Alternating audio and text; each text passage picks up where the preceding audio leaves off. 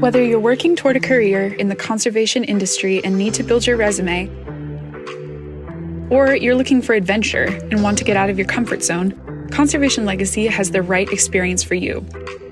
Conservation Legacy is a nationwide organization of 8 conservation service corps. Together, we focus on making a difference within our communities and the ecosystem we all share. We offer a wide variety of exciting and rewarding opportunities for you to get involved in conservation and service projects across the country. We operate from 2 main regions, East and West. Our Western programs include Arizona Conservation Corps, Conservation Corps New Mexico, Ancestral Lands, and Southwest Conservation Corps. Our Eastern programs include Appalachian Conservation Corps, Southeast Conservation Corps, and Conservation Corps North Carolina.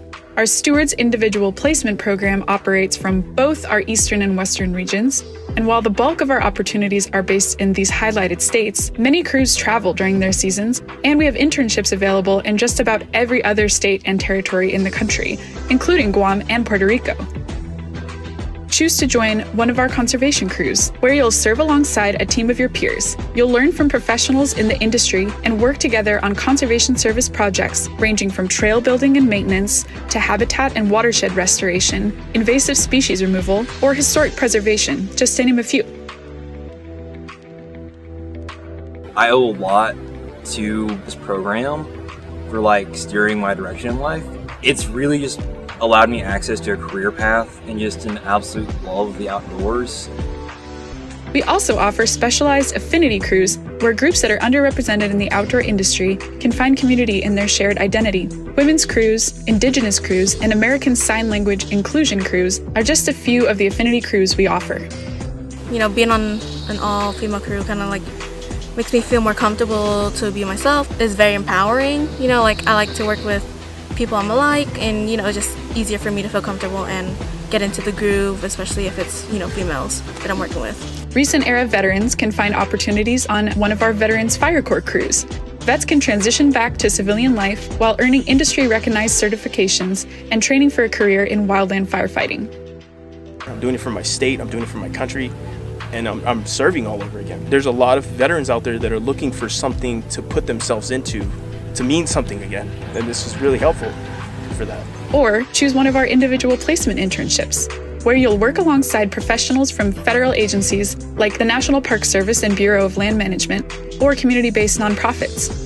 As an individual placement intern, you'll complete a wide range of conservation-related projects in fields like energy efficiency, land management, education and interpretation, science, volunteer engagement, or communications. You could become a community volunteer ambassador and serve under the mentorship of National Park Service employees while you learn about building relationships with local communities and work to strengthen volunteer numbers in the park you're assigned to.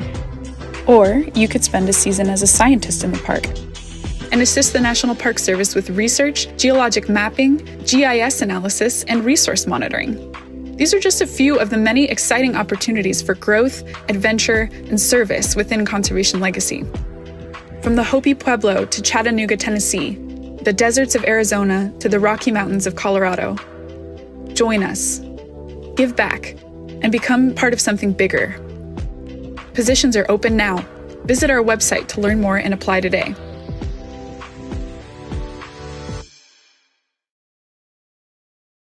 Welcome, everyone. Thank you for joining us this evening. My name is Rhea Johnson. I use she, her pronouns, and I am a training and data specialist here in the central office with Conservation Legacy. I'm based in Durango, Colorado. So it's actually still daylight out. Just wanted to welcome you all to this space and do a little bit of housekeeping, and then we'll get into the rest of the agenda today. So just wanted to highlight that we have 2 ASL interpreters with us today, Deandra and Colby, and they should both be highlighted for you. If you go to the top right of your screen, you can modify the view that you have, whether it's speaker, gallery, or immersive. So you could highlight just the spotlighted folks if that is best for you. We also have closed caption as an option. If you have a smaller screen like mine, it might not show up right away, so you can click on more with the 3 dots above, and select the captions that you want, or you can select to show captions. So that is an opportunity for you all there. Today in this space, we'll have a alumni give a short introduction of who they are and where they have been and where they came from and what's going on for them now as they participated in our programming. We'll also have a few moments for each program. We have 4 programs, so they'll each have a moment to share out what's going on for their programs, where they're located, and what opportunities they have for you all.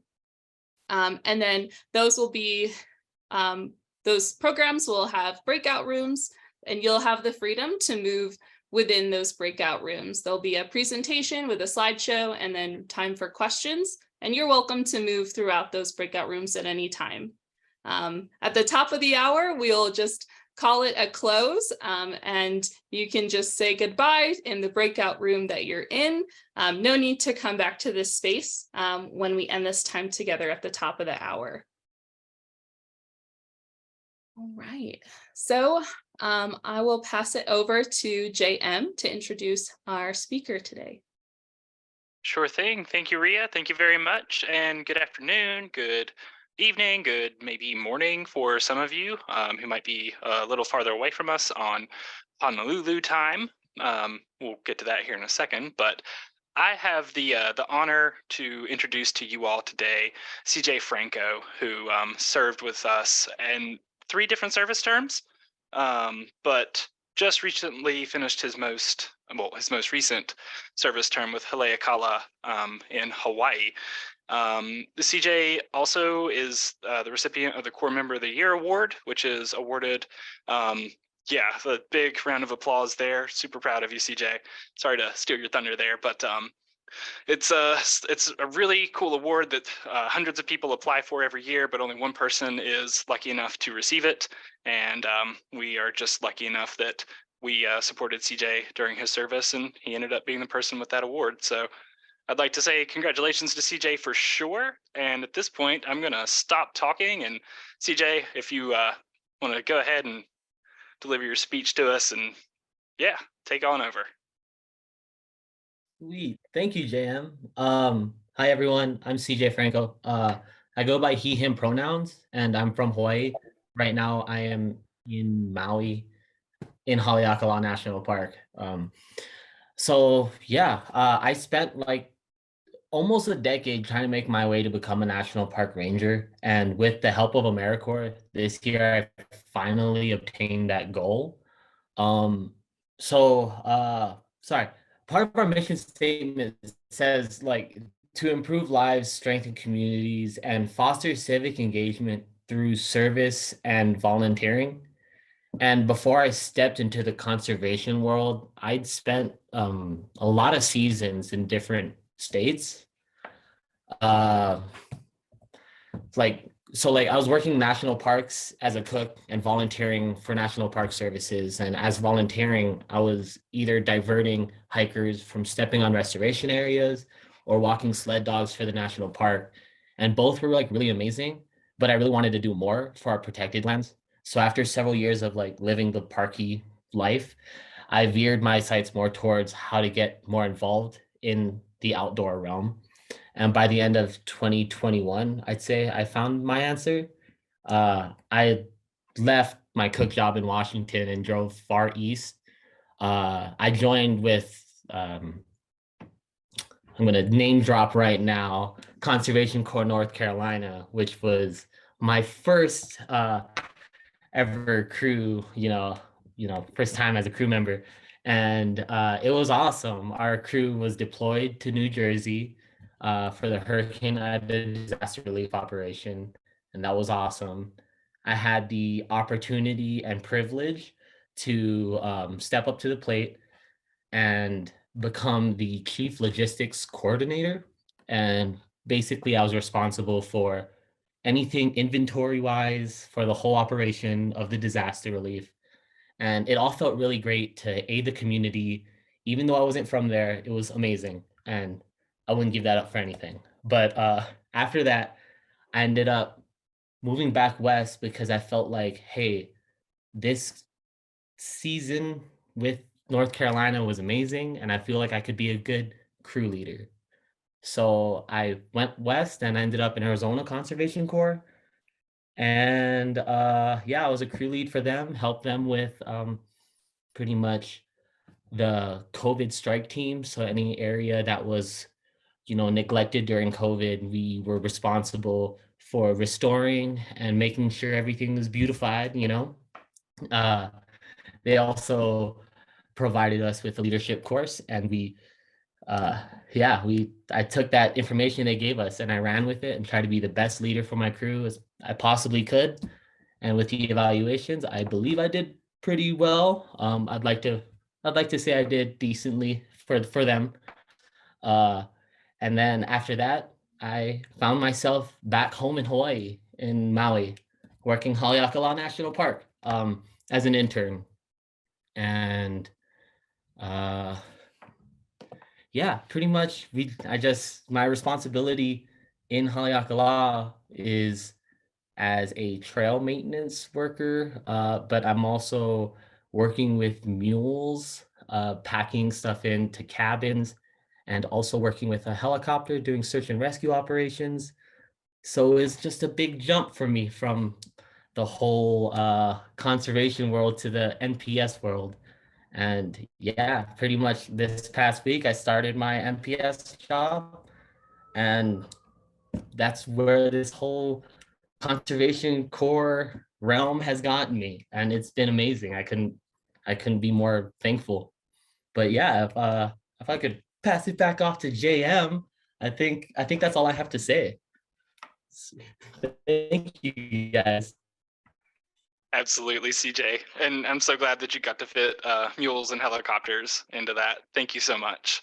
And yeah, like Maddie said, 3 different conservation legacy programs might be a record. It very well actually might be a record. So I just want to say thank you again, CJ, for hopping on, and thank you for telling your story. I hope that you all who are listening maybe see yourself in some parts of that story. And, at the end of this, I hope that you all want to get involved in some of our programming in some way or another. So at this point, Ria, I'm actually going to dish back to you because I think we're doing elevator speeches.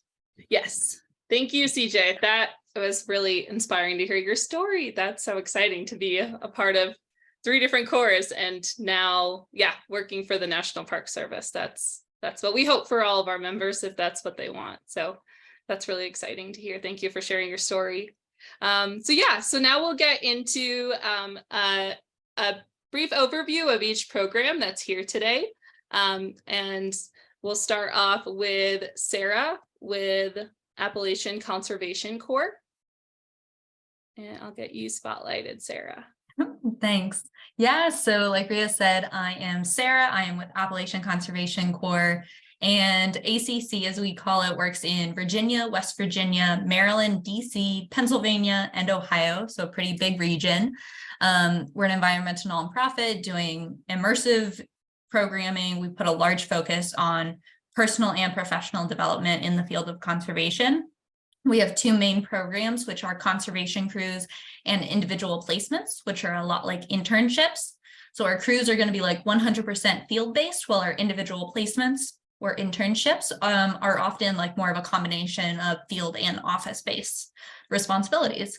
So if you want to learn more, definitely it'll be me and Maddie Interdonato in the ACC breakout room. Awesome. Thank you, Sarah. All right, we'll pass it over to Stephanie with Conservation Corps, North Carolina.